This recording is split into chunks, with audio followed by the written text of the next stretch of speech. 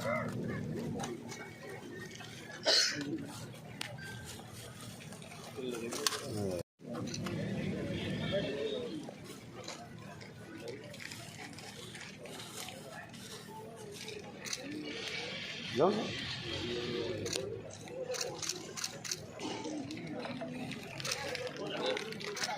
पड़ी रह जाती है, इसलिए मेरी ज्वार को बेचने के लिए आपको बुलाया है।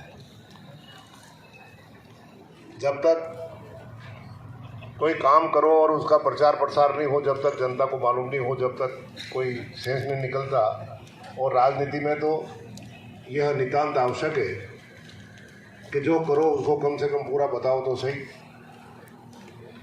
और आज आपको सबको बुलाया है। चुनाव में अभी 25 दिन शेष है। निसंदेह आपकी लेखनी द्वारा लिखे गए शब्द जनता तक पहुंचेंगे। जनता भी मनन करेगी कि वाकई में जो लिखा वो सही है या नहीं है। पुस्तक का विमोचन भी किया है। इस चुनाव को मेरे 5 साल का मूल्यांकन का एक अवसर मानता हूं।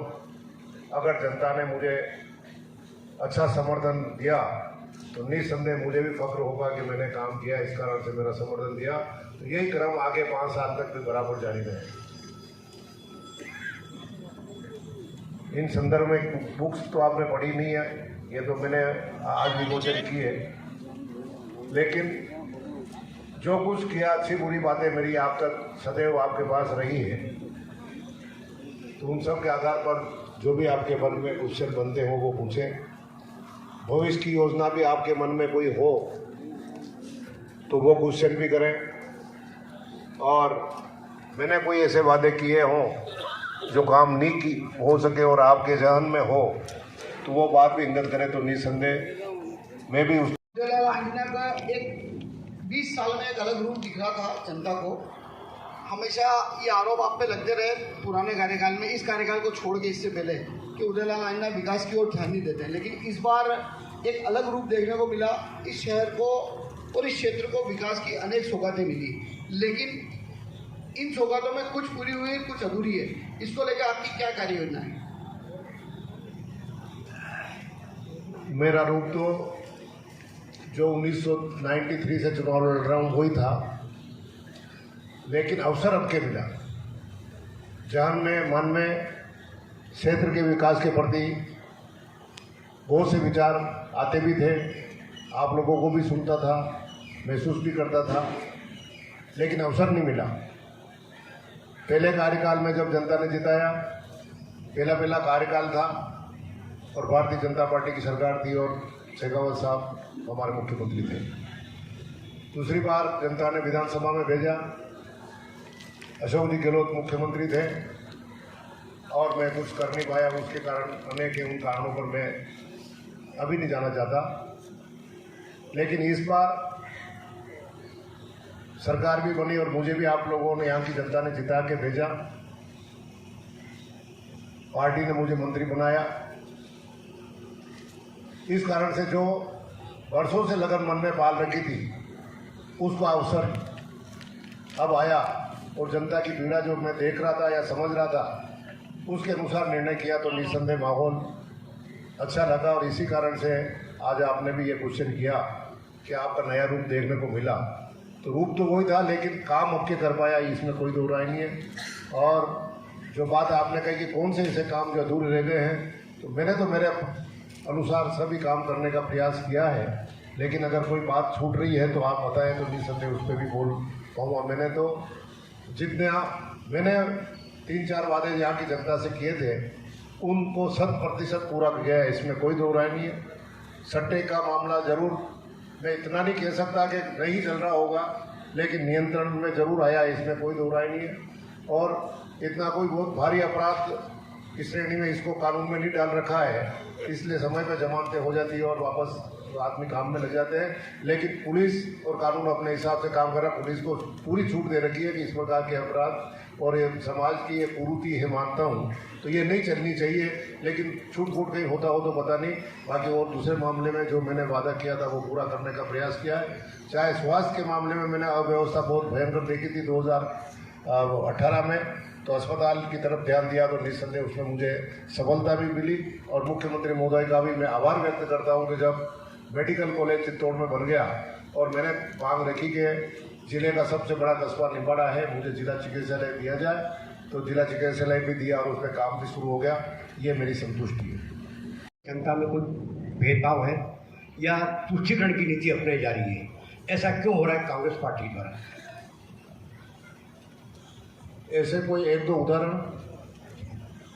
मैं तो उस पर बोल सकूँ, बाकी तो कांग्रेस पार्टी तो अपनी नीति के अनुसार चल रही है। संविधान में जो प्रदत्त शक्तियाँ हैं उसके अनुसार व्यवस्था जारी रहती है। कोई तुष्टीकरण की राजनीति है नहीं। सबको जोड़कर, सबको साथ लेकर और सनातन धर्म और जितने भी धर्म हैं हिंदुस्तान में, सबका बराबर सम्मान करके आगे बढ़ना चाहती है। और कांग्रेस विचारधारा भी इसी को कहते हैं कि सर्व धर्म समभाव के आधार पर आगे बढ़ो, और उसी को मैं भी पालन करता हूँ और पार्टी भी पालन कर रही है। लोगों ने सनातन धर्म को बहुत ज़्यादा गंदी गालियाँ दी है, उसके बाद भी आपका संगठन कांग्रेस पार्टी उसके ऊपर एक शब्द आज तक नहीं बोला है। मेरे निम्बाड़ा विधानसभा क्षेत्र के विकास और उससे संबंधित बात के लिए आप सबको आमंत्रित किया है। मैं राष्ट्रीय और अंतर्राष्ट्रीय नेता नहीं हूँ, आप और हम एक तरीके ना भी, आप ना इतने ऊंचे पत्रकार हैं, ना मैं इतना ऊंचा राजनेता हूँ, इसलिए अपने स्तर की बात यहाँ की करेंगे तो ज़्यादा बढ़िया रहेगा। इतने राष्ट्रीय स्तर के, अंतर्राष्ट्रीय स्तर के बात मेरे से क्वेश्चन नहीं करें तो ठीक रहेगा। मतलब करता हूँ, पिछले कार्यकालों को लेकर गहलोत जी के सानिध्य में आपने पूर्व में भी विधायक के रूप में कार्य किया और इस बार आप मंत्री के रूप में कार्य कर रहे हैं। पुरानी कार्यशैली और आज की कार्यशैली में मुख्यमंत्री में क्या अंतर है? अभी आपके इस कार्यकाल में बहुत अत्यधिक आपसे प्रभावित है और उनका मीडिया के माध्यम से यह भी कहना हुआ है कि यदि उदयलाल आना चाहे तो 4-5 विधायक तो वैसे ही चुन सकते हैं। इसके पीछे क्या रहस्य है? और आपके इतने निकटतम संबंध रहे हैं, तो निम्बाड़ा जो कि पूर्व में एक जिला के रूप में था, उसको जिला के रूप में पुनः आप जिला के रूप में दिलाने का कष्ट करेंगे। आपने अभी पिछले कुछ महीनों में जिस समय जिले की घोषणाएं हुई थी, उस समय भी आपने इसी पत्रकार वार्ता के माध्यम से ये आश्वासन दिया था कि निम्बाड़ा को मैं चित्तौड़ जिला बना के रहूँगा। तो आपसे यही निवेदन है कि जो आपको ने जो विकास कार्य किए हैं उसकी बदौलत आपकी एक पहचान मंत्री के रूप में हुई है, और जो विधायक कार्य करना चाहिए और जो जनता के प्रति उसकी जितनी कर्तव्य निष्ठा है उसका भी आपने निर्वहन किया है, ये लग रहा है। और सर्वाधिक यदि एज ए डॉक्टर एंड पत्रकार के रूप में मैं यही कहना चाहता हूँ कि चिकित्सा ऐसा क्षेत्र है जो गरीब और अमीर की खाई को मिटाता है, और आपने उस संकल्प को मिटाने का सार्थक प्रयास किया है कि आज निम्बाड़ा चिकित्सालय जिला चिकित्सालय बन चुका है और सभी विशेषज्ञों की सेवाएं भी वहां पर जारी है।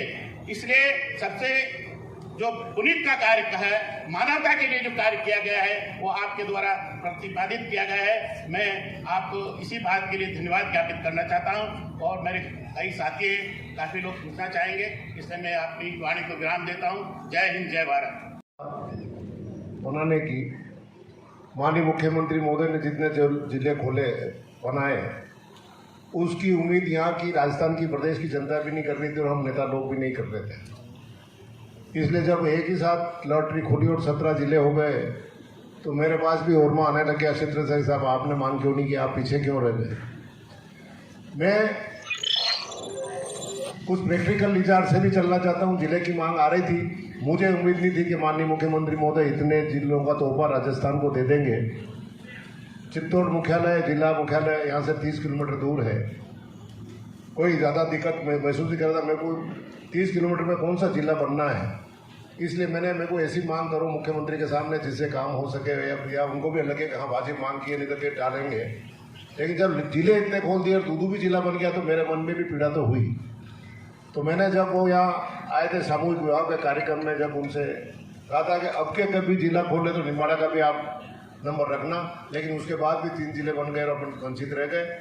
मुझे उस समय दूसरी बार में भी ये उम्मीद थी कि माननीय मुख्यमंत्री महोदय ने 17 खोल दिए हैं, जिले बना दिए हैं, तो अब जिले नहीं बनाएंगे, इसलिए मैंने अपनी पुरजोर मांग नहीं रखी। लेकिन अब के जनता अवसर देगी तो पहले दिन से अड़ जाऊंगा कि अगर आप जिला बनाओ तो निम्बाड़ा पहले होना चाहिए। मुख्यमंत्री महोदय का मेरे पे बहुत आशीर्वाद है, इसमें कोई दो राय नहीं है। इसलिए आप जो कह रहे हैं जो ठीक है, और जहाँ तक वो मुख्यमंत्री महोदय ने कहा उदयलाल चाहे तो 5 जिले सीटें जिता सकता है, वो इसलिए कहा कि मैं सांसद के रूप में भी यहाँ काम कर चुका हूँ और जसवंत सिंह जी से की हस्ती के सामने आप लोगों ने और क्षेत्र की जनता ने मुझे जिता कर भेजा है, तो इसलिए वो उम्मीद करते हैं कि अगर पूरे ज़िले में पकड़ रहे जाता आता है, अगर मेहनत करेगा तो शायद 500 सीटें निकाल दे, इसलिए उन्होंने कहा होगा। और मुख्यमंत्री ने किस हिसाब से कहा ये तो कभी अभी मैं चुनाव के दौरान उनको यहाँ बुलाऊंगा, उस दिन डॉक्टर साहब को बुला दूंगा जो आपकी पत्रकार वार्ता करें, उस दिन पूछ लेना कि आपने किस संदर्भ में ये कहा था, तो सही जवाब तो वही दे पाएंगे। धन्यवाद। इस बार माननीय मुख्यमंत्री महोदय ने भी ठान रखी है कि मुझे पार्टी ने तीसरी बार मुख्यमंत्री बनाया राजस्थान में, 2 बार मुख्यमंत्री बनाया, लेकिन मैं सरकार रिपीट करके नहीं दे सका। तो आगे जब मुझे तीसरी बार पार्टी ने इतना भरोसा जताया है तो मेरा दायित्व है कि पार्टी की चौथी बार सरकार बना करके दम लूँ। तो उन्होंने भी काम करने में कमी नहीं रखी और जो काम मुख्यमंत्री